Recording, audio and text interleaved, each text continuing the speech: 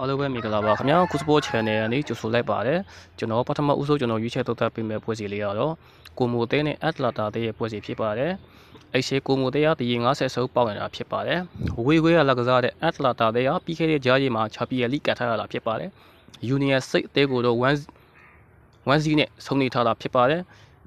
ဒီပွဲစီမှာအိဆေကိုမိုတဲကတော့အိမ်ခွေးတော်တော်မှလည်းအသေးသေးလည်းဖြစ်ပါတယ်နောက်ဆုံးကရဖောက်တော်တော်လေးကောင်းတဲ့အသေးသေးလည်းဖြစ်ပါတယ်ဒီပွဲစီမှာကျွန်တော်ကတော့အိဆေကိုမိုအနည်းဆုံးတရီလောက်ကစားသွားမယ်လို့ကျွန်တော်ထင်တယ်ဗျာဒီပွဲစီမှာကျွန်တော်အိဆေကိုမိုဘော်ဒီကိုကျွန်တော်ကြိုက်ပါတယ်ဒုတိယပွဲစီတစ်ပွဲကတော့စတူဂက်အသေးနဲ့ဖလိုက်ဘက်အသေးရဲ့ပွဲစီဖြစ်ပါတယ်ဒီပွဲစီမှာ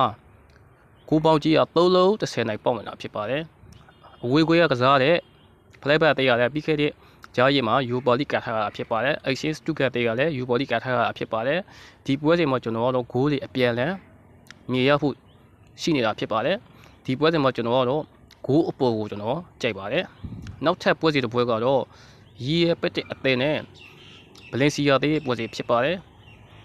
အဲ့ရှင်ရီရဲ့ပက်တဲ့တရားအရေးဆုံးပေါက်နေတာဖြစ်ပါတယ်တစ်ဖက်က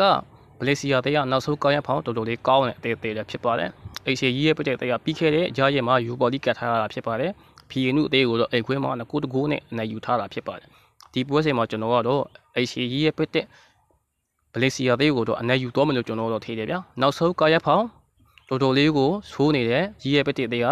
ဒီပွဲစီမှာအနိုင်ယူသွားမယ်လို့ကျွန်တော်တို့ထင်တယ်ဗျာဒီပွဲစီမှာရီရဲ့ပက်တဲ့